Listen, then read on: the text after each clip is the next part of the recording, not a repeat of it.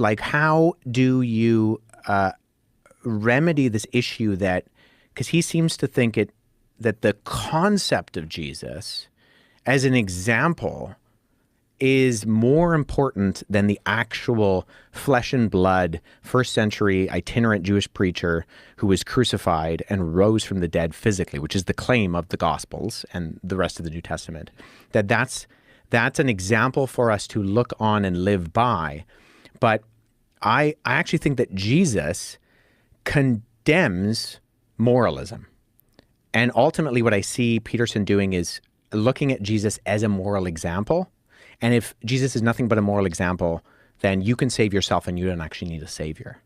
And so I think actually Jesus would have critiqued that because Jesus was very against moralism. And how do you define Jesus being against moralism? Like, what do you mean by that exactly? Well, Jesus looks at the religiosity of his day with like particular groups like the Pharisees and the Sadducees, who are these other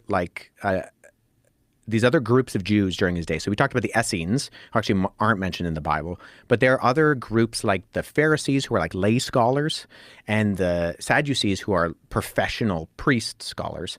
And he's constantly critiquing the fact that they have this hypocritical religiosity to them, where they're doing things like tithing their mint leaves, like to make sure that they get all of.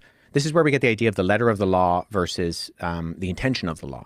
Like Jesus critiques them for that because he says, you're trying to do everything right and you're missing the point. So one of the things he says is like, if your donkey falls in a ravine on the Sabbath, do you pull it out? Or is that work? Like, what's the point of the Sabbath? Is it to not do any work? Like, is it to make sure that you're not working too hard because you might be breaking the Sabbath? Or like, what is the point? He says, like, the Sabbath was made for man, not man for the Sabbath. And that there's this intention. This is the whole Sermon on the Mount, Matthew chapter 5, is he keeps saying, you have heard it said, but I say, and he refers to the Mosaic law. And it looks like he's critiquing the Mosaic law, but he's not actually. He's getting back to the intention of the law. So when he says, you have heard it said, do not commit murder, but I say to you, anybody who harbors a hate for their brother in their heart has already committed murder. And what he's getting to is like, what's the intention? What's the meaning of the law that God gives to you? Because the law is like a mirror. It shows you how dirty you are. But his critique is he's like, you guys are trying to clean yourself with a mirror. That's stupid. It's just if anything, it's gonna make you more messy. Like, get in the shower.